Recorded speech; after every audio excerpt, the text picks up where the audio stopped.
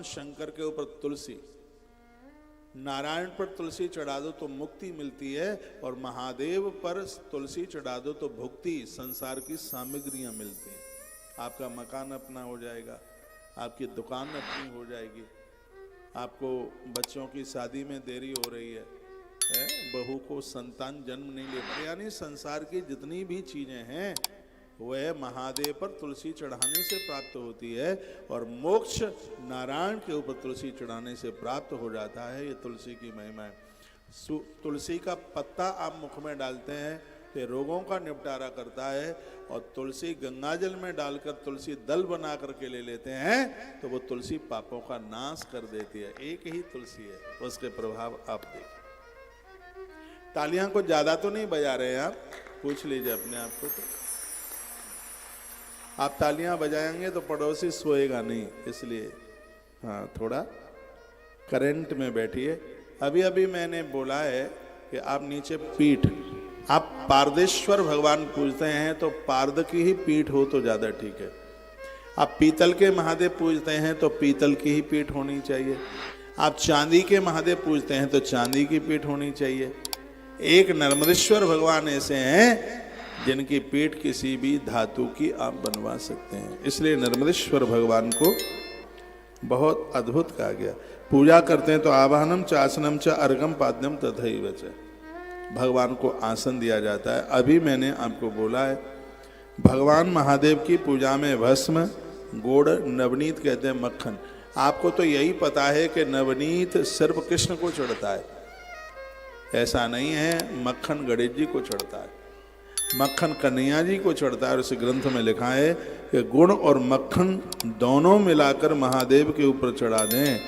यह वर्णन किया गया है कि इसकी महिमा इतनी अद्भुत है। कहते हैं कि मंदिर में प्राण प्रतिष्ठा कराने के जो पुण्य प्राप्त हो जाते हैं, ऐसा फल प्राप्त हो जाता है। श्लोक है गुड़ेन नवनीतेन भस्म नान्निर यथा रुचि।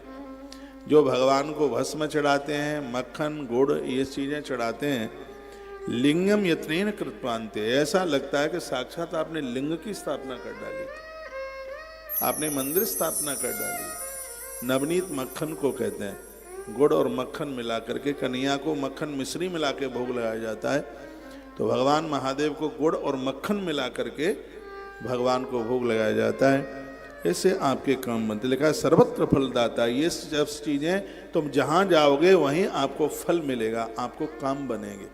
और इसमें लगता भी क्या क्या लग रहा है, इसमें थोड़ा सा मक्खन, उसमें गुड़ डाल लीजिएगा, भोग लगा दीजिए, प्रसाद में बांट दीजिए, आनंद हो जाएगा। मक्खन के शिवलिंग बनते हैं। मक्खन में थोड़ी सी भस्म डालकर, थोड़ा सा गुड़ डाल करके उसका शिवलिंग बनाएं, फिर उसका पूजन करें। इससे स्वास्थ्य तो ठीक होता ही है, इसमें दुश्मन भी अपना हो जाता है। मैं कहता हूँ सास झगड़ा करती है, पति झगड़ा करता है या पत्नी झगड़ा करती है, ये सब वर्णन है। मक्खन और गुड़ और भस्म के शिवलिंग बनाइए, उसका पूजन कीजिए, फिर नदी में उसको प्रवाहित कर दीजिए। घर का कलह, घर का झगड़ा खत्म हो जाएगा। सुन रहे हैं आप, 33 नंबर का श्लोक है विद्येश्वर संहिता अध्याय नंबर 11। घर के कलह को, घर के झगड़े को समाप्त करने के लिए अद्भुत है ये। तो यह आप कर सकते हैं। गुड़ेन नवनीतेन भस्म नान्निर यथा रुचि लिंगम यत्नेन कृत्वान्तो यज्ञे तदनुसारतः। यह कथा नंदीश्वर सुना रहे हैं, किसको? वीर कार्तिकेय जी को। और जहाँ श्रोता हो कार्तिकेय और वक्ता हो नंदीश्वर, यही नंदी जो ये बैठे हैं, ये बहुत बड़े वक्ता हैं। भगवान नंदीश्वर बहुत बड़े वक्ता हैं। इनके कान में जो कह दो आवाज महादेव के पास तक पहुंच जाती है, इतने बड़े प्रिय हैं। हनुमान को कुछ कह दें और बात ना पहुंचे, राम जी तक ऐसा कभी नहीं हो सकता।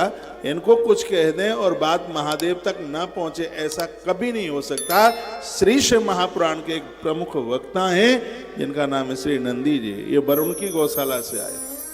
भगवान शंकर, इनके जन्म की कथा आप सुनेंगे। ये पुरुष थे, ये महात्मा सलाद के पुत्र थे।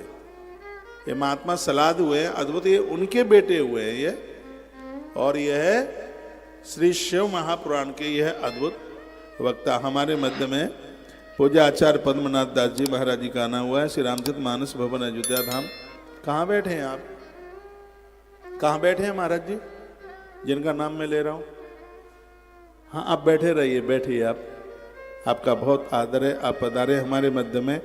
आदर्श तिवारी जी, विभाग संयोजक, अखिल भारतीय विद्यार्थी परिषद गोंडा शहर से आप आए हैं, बहुत आदर है आपका। धर्मेंद्र पांडे जी, जिला बौद्धिक प्रमुख, आप भी आए हैं, आपका आदर है। आइए वहीं आ जाए। गुड़ेन नवनीतेन भस्म नाने यथा रुचि। जो गुड़, नवनीत और भस्म का शिवलिंग बना करके और भगवान का पूजन करते हैं, फिर इसको जल में प्रवाहित किया जाता है। ऐसे घर के कलह दूर हो जाते हैं, झगड़े खत्म हो जाते हैं घर के। कितना बड़ा शिवलिंग बना, अगुष्ठादाबपि तथा पूज मिक्षंत केचना। अंगूठा जितना बड़ा होता है, सुन नहीं रहे हैं आप, जितना बड़ा अंगूठा, ये नहीं कि इतना बड़ा आप बना दें, अंगुष्ठ अंगूठे के बराबर इतना बड़ा शिवलिंग बनाकर यदि उसको आप पूजते हैं तो घर का कलह, देखो धन कितना भी हो, घर में यदि झगड़ा है तो नरक बन जाता है। धन से भी पहले शांति चाहिए, इसलिए हमारा वेद क्या कहता है, धऊ शांति रंतरिक्ष गुम शांति पृथ्वी शांति रापह। वो कहता है हम नीचे ऊपर जहाँ भी कहीं रहें, यहाँ तक आकाश में रहें तो हमें शांति चाहिए, धरा पर रहें तो हमें शांति चाहिए, हर समय शांति। शांति के बिना जीवन ही कहाँ है। एक बात इस गोंडा की पवित्र व्यासपीठ से मैं और निवेदन करूँगा, उसका जीवन खत्म हो जाता है जो किसी की शांति का हरण करता है। आप रामायण तो पढ़ते हैं, मैं सरैया आश्रम पर राम कथा सुना के गया कुछ महीनों पहले, हो सकता है वहाँ ये मैंने बात नहीं बोली हो। रावण ने सीता माता का हरण किया। सीता माँ शांति का प्रतीक है। यदि कोई किसी की शांति का हरण करेगा तो हनुमान प्रकृति का तत्व है, वायु तत्व है, तो ये प्रकृति का कोई न कोई तत्व हमारी जिंदगी को समाप्त कर देगा। रावण की लंका जला करके राख कर दी। इसलिए किसी की शांति के साथ खिलवाड़ मत कीजिएगा। बहुत लोगों की वजह से लोग अशांत हैं, तो ये है कभी भी नहीं ये गलती ना करें। हमारी वजह से समाज में शांति बरकरार बनी रहे, ये संदेश ये हमारी कथाओं के द्वारा यह प्राप्त होता है। एक बार जयकारा लगाइए, बोल भक्त वत्सल भगवान की जय, श्री हनुमान जी महाराज की जय, जय श्री राधे। तो यह मैंने अभी आपको जो बोला, श्लोक पढ़ के, गुड़े नवनीते भस्म नाने यथा रुचि। आप अंगुष्ठ मात्र बराबर नवनीत, मक्खन, गुड़ और भस्म का शिवलिंग बनाकर उनका पूजन, पूजा के मंत्र नहीं आते तो कोई बात नहीं लगा। अथ पंचाक्षरम नित्यम जपेद युत आदरात। ओम नमः शिवाय, इस पंचाक्षर मंत्र का उच्चारण करते ही आप पूजा कर लेते हैं तो भगवान बड़ी अद्भुत कृपा करते हैं। लेकिन दीक्षा युक्तम गुरु ज्ञाय मंत्रम यात फलाप्त है, यहाँ स्पष्ट लिखा है मंत्र वही प्रभावी है जिसको गुरु मुख से सुना गया। जैसे गोली बिना राइफल के काम नहीं करती, गोली पर ईंट मारो, पत्थर मारो, वो नहीं काम करे, लेकिन उसको बंदूक की नली में रख दो तो अपना प्रभाव दिखा देती है।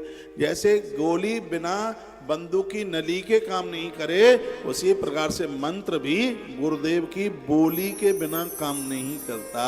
ये मंत्र गुरुदेव की जीभ से ये स्फुरित होता है, तब यह प्रभावशाली होता है। ग्रंथ में तो लिखा है कि जब तक गुरुमुख से मंत्र ना सुना जाए तब तक हम किसी भी मंत्र में ओम लगाने के अधिकारी नहीं।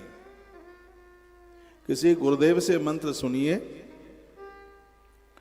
और फिर इसको जप कीजिए।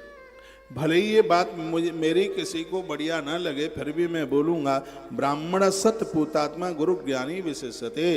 गुरु ब्राह्मण ही होना चाहिए।